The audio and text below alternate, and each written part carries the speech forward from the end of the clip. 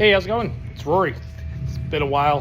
Haven't had a video out in I don't know how many months. Just very busy time of year. Can't complain. Lots of work. Just thought I'd share a car here I got. Customer's car, working on it. It's a big ugly. Some people think that. I kind of do too. It's a 56 Imperial. Most people think, oh, it's a Chrysler. No, not really. Imperial was its own car line back then. I believe until 1966. And Imperials were built on full frames, not unitized chassis like the later Chryslers big cars. So basically Imperial was like Lincoln and Chrysler was like Mercury back in the day. Later on, 67 and up, I believe, or 68, Imperial became a car sold through Chrysler. So yes. So this is a 56. This is a very nice car. It's been very well preserved. Was originally just sitting in a garage up in the Bay Area. My customer actually purchased it from somebody who was selling an estate. This car runs beautifully. Turn the key, fires right up. Engine's a 354 Hemi. I believe it puts out 280 horsepower. Automatic, obviously. This car runs beautifully. Drives down the road nice. Good power, not fast by modern standards. Really nice. Today I've got it in here because I was removing the bumpers to send them out, have chrome for the customer, and checking it out. It has to come back again next week for core plugs in the block. Got a couple that are leaking. This doesn't use a standardized freeze plug like you'd see or core plug on a newer car. This is actually like a flat plug. It's a little different to change. They're a little bit of a pain in the butt.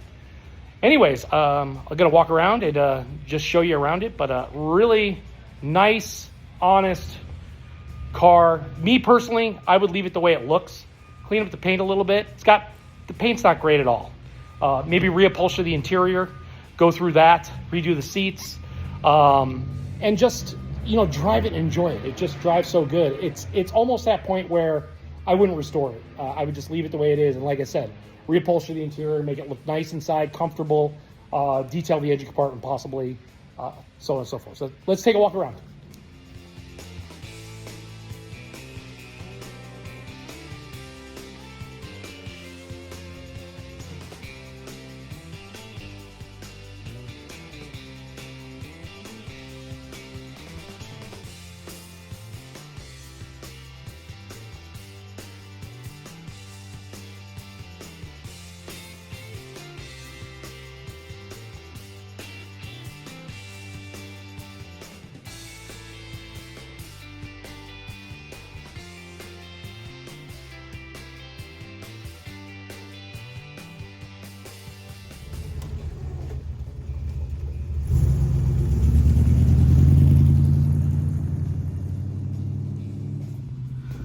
There's the interior.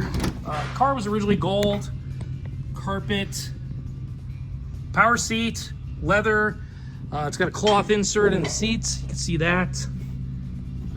Let's see here. Power windows, and they're electric power windows. Some cars this era still used hydraulic power windows. Push button, early push button. Chrysler used push button up until 1964. They dropped it for the 1965 model year very quickly because the transmissions used in 65 were still set up for it.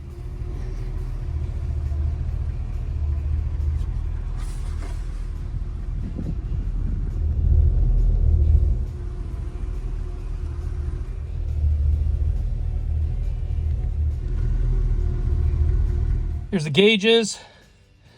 Actually has full gauges. Obviously no tachometer, but full gauges nevertheless. There's the mileage, 95,145.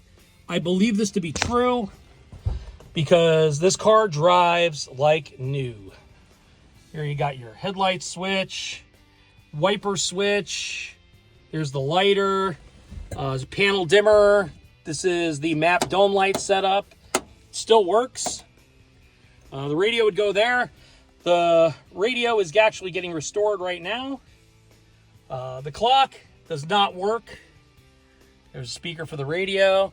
And this is for the Mark IV rear air conditioning unit. I will show you that in a minute. But you can see by the wear on the pedals, mileage is not that high. Power steering, horn work? The horn does not work. That's a bummer. Let's go to the trunk and check that out. Here we are in the trunk. It's a very large trunk. I mean, you could lay in this thing. This is the Mark IV air conditioning unit. Basically, what they did in a lot of cars back then was they mounted the air conditioning unit in the trunk to where it came up into the trunk and cooled your car off from the back, and the lines ran front to rear. But very common back in the day. I'll show you the vents. As you can see, the trunk pane is original too. And there you go. That's the ventilation they used. The ducts, and that's the intake vent.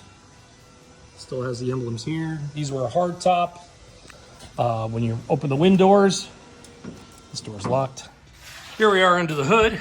Here's the AC compressor. Basically, an air compressor. Here's the front. It's actually not even frozen.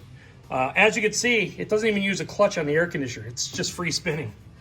There's the engine, large valve covers because it is a Hemi engine, Gen 1 Hemi. Carter 4-barrel on it. This is called a WCFB. It's basically the predecessor to the AFB carburetor that they used. Still has a generator.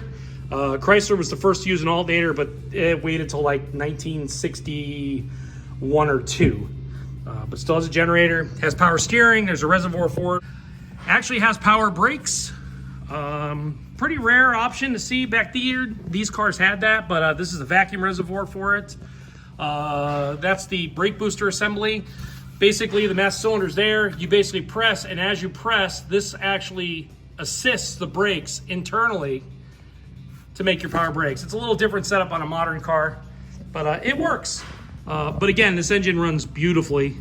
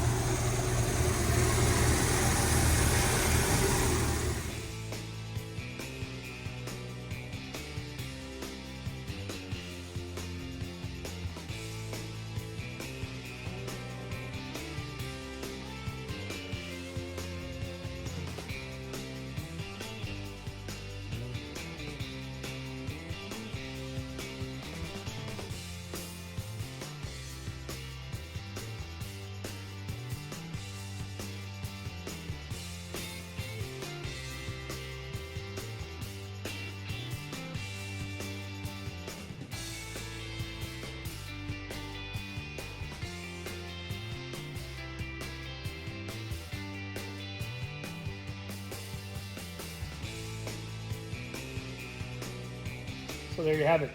Just wanted to throw a short video of this car since it's kind of neat. So real hot here. It's been a really hot summer here. I don't even know what it is today. It's probably in the 90s. It's hot in the shop here. I'm sweating, you know, working my ass off. So anyways, just thought I'd get a video out, show you guys this beautiful car. Some think it's beautiful. I do in my own way. I do think it's beautiful, but it is a little bit of an ugly duckling, but a very nice driving car. That's kind of important, people. And it is very classic, and I wouldn't mind owning this car. Wouldn't mind owning it all. So anyways, you guys have a good day. See you in the next one.